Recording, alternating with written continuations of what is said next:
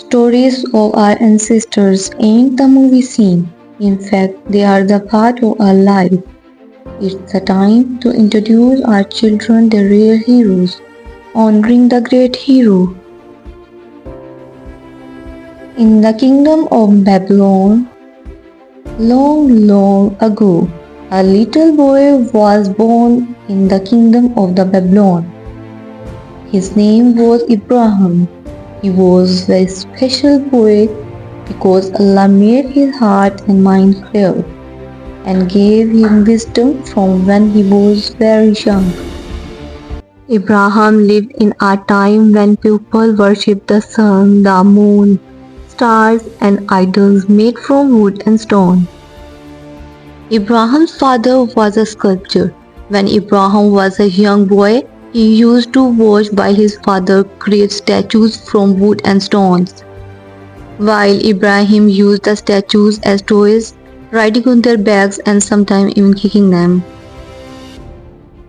But after a while, he would see the same statues in the temple with the people of kingdom praying to them. At this time, Ibrahim was confused and asked his father, "Why do you take these toys to the temple?"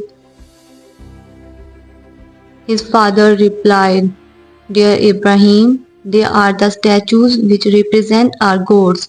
We worship them and ask favor from them, and we give them presents." One day, his father saw him riding a statue and he became furious.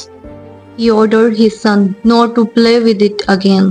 Ibrahim asked, "What is this statue, father? It has bigger eyes than ours." His father answered, "This statue is the god of gods, son.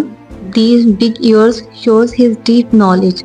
This made Ibrahim laugh. He was only 7 years old on that time. Time went by and Ibrahim grew into a young man. Ibrahim always wondered about Allah. He is always searching for the truth. He knew Allah could not be a statue.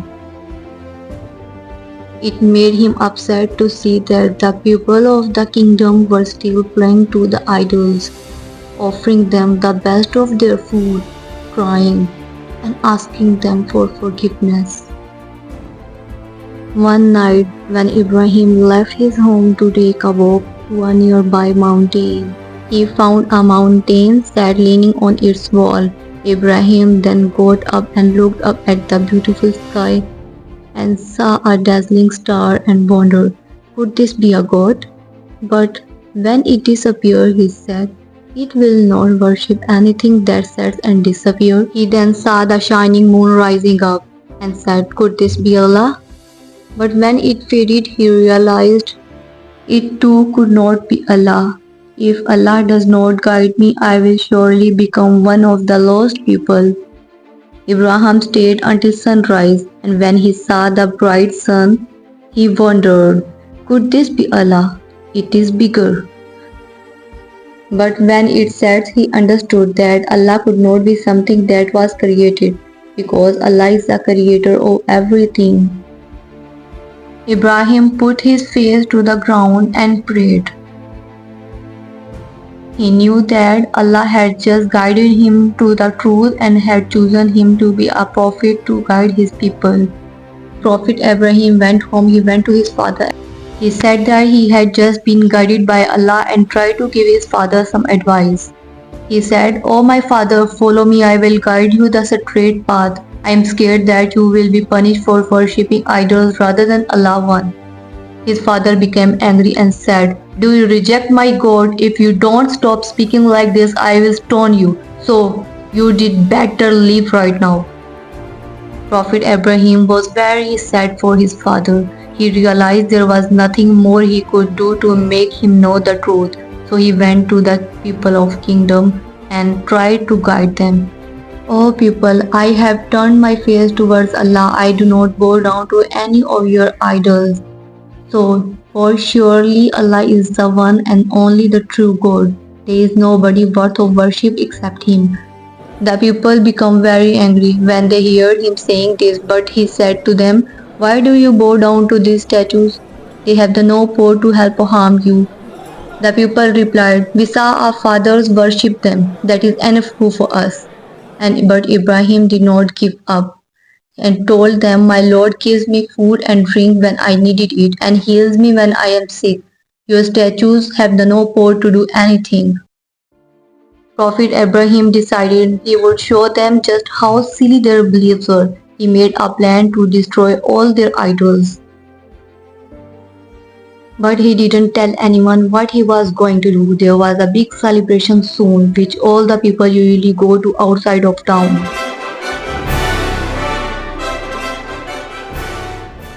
On the other side, Prophet Ibrahim waited until the whole town was empty and took an axe. He went inside the big temple where all the idols were kept. Statues of all the shapes and sizes were sitting there covered with decorations.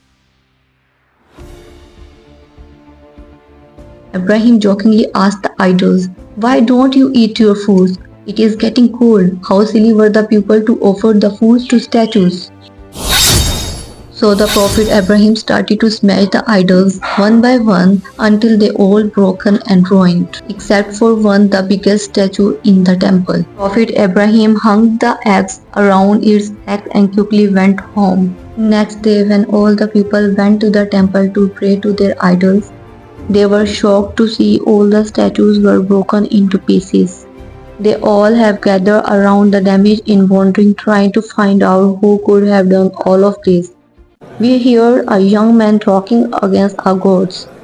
They remembered his name was Abraham. The people found Prophet Abraham and brought him into the temple. They asked him, Are you the one who has done this to our gods? Prophet Abraham thoughtfully replied, It was this statue here, the biggest of them all. Ask that statue if it can speak.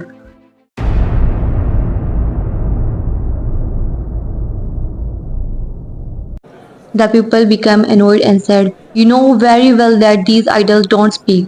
So Prophet Abraham replied, Why do you worship these things which cannot speak or see or even defend themselves? Have you lost your minds? The people looked around in shame because their minds and their hearts were telling them the truth is with Abraham. But they had too much pride and wouldn't accept it. If they did, it would mean that they and their forefathers were the wrong for many generations. They started yelling and shouting, burn him, take him revenge of our gods.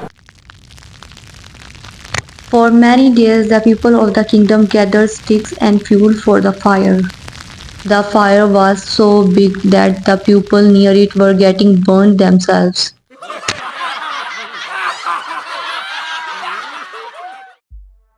But Prophet Abraham was not scared because he trusted Allah and he knew that he would not let anything bad happen to him.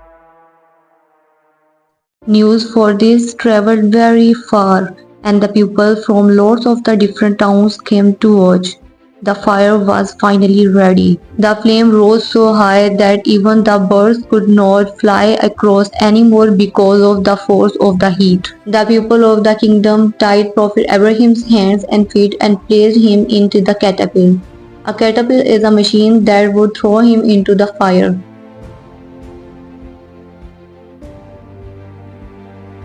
Prophet Abraham was thrown into the air, heading straight towards the fire. At that moment, the angel Gabriel came to the Prophet Abraham and asked him, Is there anything you wish for? He thought Abraham could have wished to be saved from the fire, but he all said was, I only wish for Allah to be pleased with me. The fire submitted to the will of Allah, becoming cool and safer for Abraham. It only burned the ropes tying him, and he sat in the midst of the fire as if he were sitting in a garden. He glorifies and praises Allah the Almighty with a heart that contains only His love for His Creator.